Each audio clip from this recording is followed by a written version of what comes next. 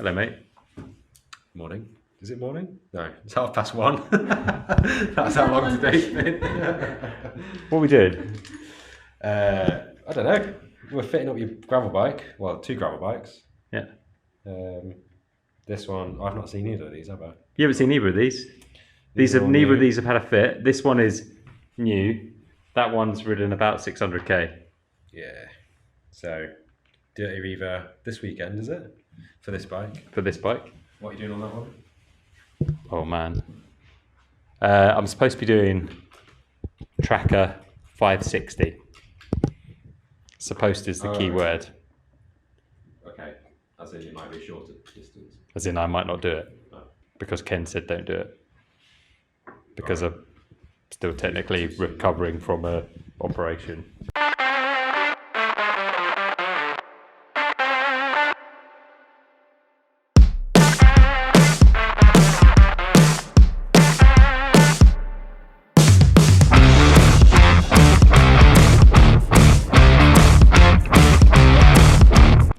There's Ken. Got a cold? Yeah, I've got a cold, yeah. Where'd you get it from? Well, probably the kids. That's normally the case. So if I sound extra sexy today, then that's why. Ooh, yeah. The first thing we do is sort that saddle angle out, because it's actually pointing up at the minute. That is aero.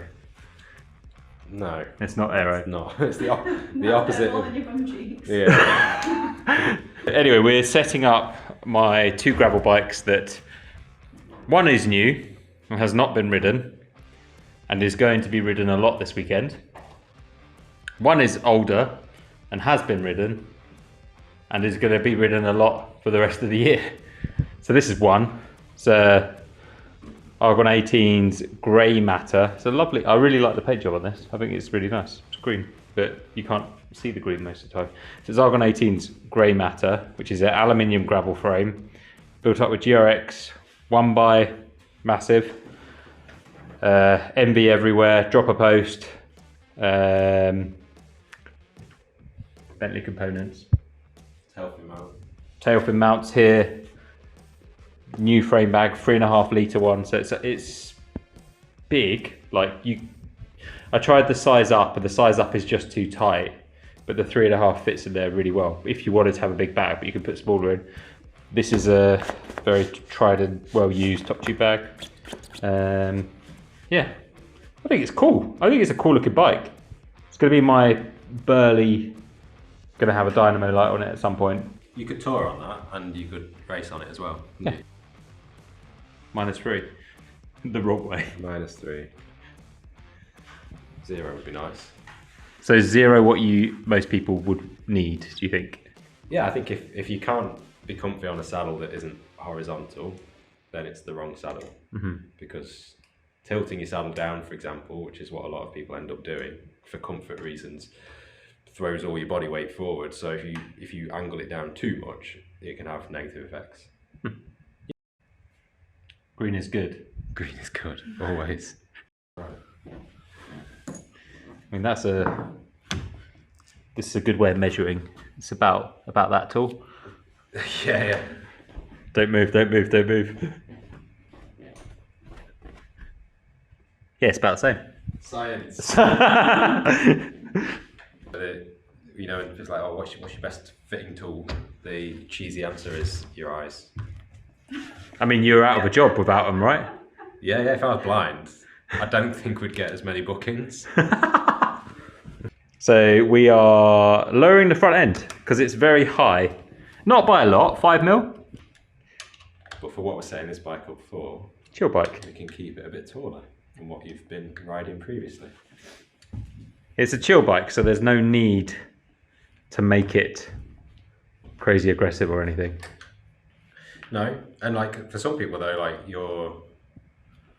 the height of the front end, like you can have a lower front end, and that is your comfortable position. And if you raise it up, because a lot of people think, well, shorter and taller is just more comfortable, but that's not the case for everyone. Like some people need that length and drop to be comfortable.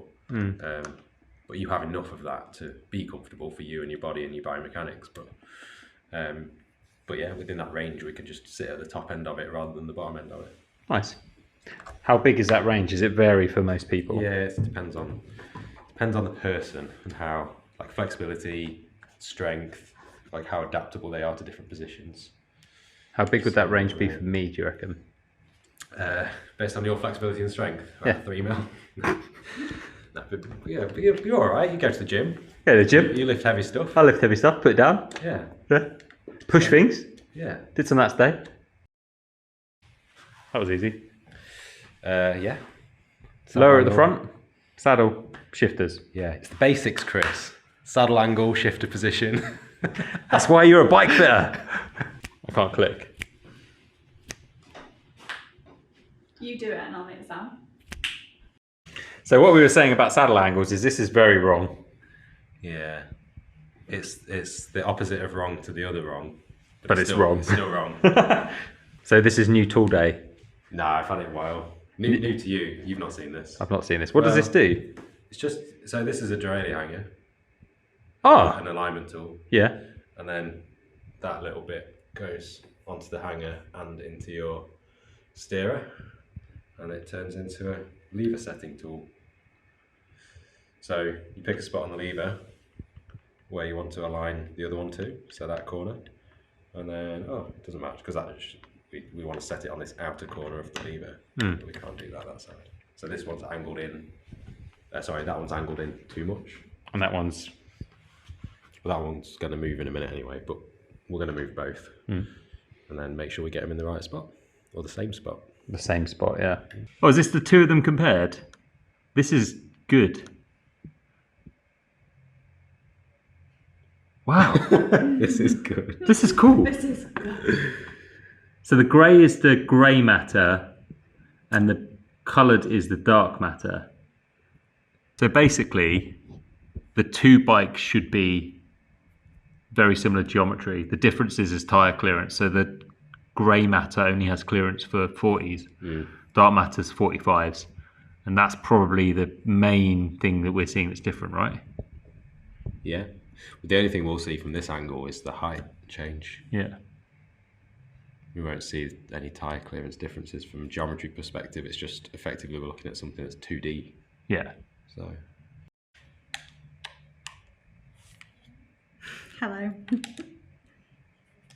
I mean, these cleats are fine, thankfully. I'm not going to get told off. You're not going to get told off. I'm just setting them in the same place on your new shoes. With this magical device, which I still don't understand, even though Dan's told me about 20 times how it works. Creates a fixed reference point for your cleat, right? Arty. Question, Dan. When Nick built up that bike, we found a problem, and we solved the problem very cleverly by a way that we were allowed to solve the problem. I've not told you the problem. Do you know what the problem is? No.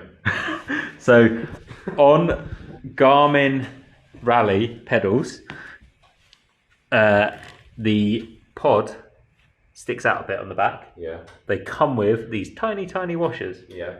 And we put these tiny washers in to stop it. What was happening was, I can't remember what gear it was, but basically it was catching the chain. So we put these washers in. Is that going to affect pedal stroke in any way? Is that something to be worried about? Yeah, it affects stance width. So what do they measure as now? Is that a 2 mil washer? Yes. It's not going to be bad for you because you have a outboard knee position anyway. That's why we've got wedges under your cleats. So. Yeah. So they measure 55. So they measure 55 now. Yes. And normally So would be I what? presume if that's a 2 mil, there'll be 53. Like normal Shimano axle length is 53. Do you think axle length is something that a lot of people don't think of how important it is? That made no sense. Yeah, definitely. Like loads of people need a wider stance. Like, there's lots of benefits to having a wider stance because it's like giving yourself a wider base of support. It's effectively trying to balance like that versus balancing like that. You're much more stable when you've got a wider base of support.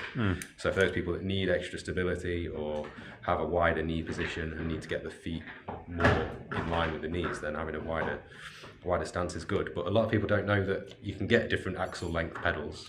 So Is it the Speedplay ones that have loads of different length options? Is it? Speedplay have 4 different length options out to 65, I think it is off the top of my head, 60, maybe more.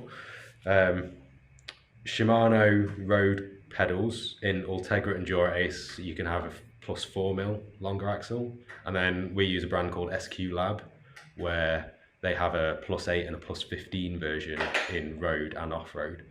So that takes it up to like 68mm. Wow. So really wide, and you can add washers to all of those, so you can add it by another 2. And would that, so these washers that come here, they actually come with the pedals. Yeah. And they provide it for exactly the problem that one of them is obviously if you need a wider pedal stance, but exactly the other option is the problem that I had. And I don't feel like it affects me in terms, I don't notice difference when I'm riding.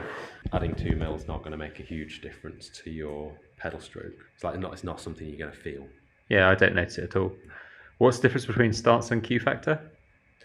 Q factor is the distance between your cranks, the outside of your cranks, and stance width is the distance between the centre of your pedals.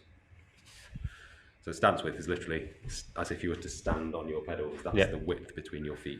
And the Q factor differs on road bike, gravel bike, mountain bike. Yeah, differs on different cranks and different bottom brackets.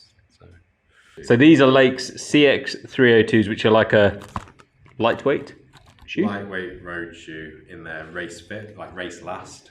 It's a great looking shoe. I think it's cool. Great for a turbo. They're a very they're an airy shoe, summer shoe. Not winter shoe. Not basically. I commute in mine. Do you wear overshoes though? Yeah, sometimes, but I don't. Unless like this morning it was 2 degrees, so I wore overshoes this morning. So these are a shoe that most normal people will wear 4 times a year in the UK. No. Yeah, unless you have a heat wave, which is 5 days. Yeah, therefore if you live in the Mediterranean. Yeah, so when going away to Spain. Yeah. Yeah.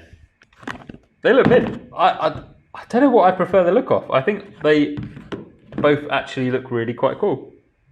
I think they're just different shoes. Like you can't compare one to the other because I wouldn't use that shoe for what I'd use that shoe for. Like they're just good at different things. What would you use this shoe for? Racing. What would you use this shoe for? Endurance. Like all day, comfortable rides. Like they are the ultimate endurance shoe, I think. Nice. As long as they fit. That's the caravan. That's the caravan. That's the caravan.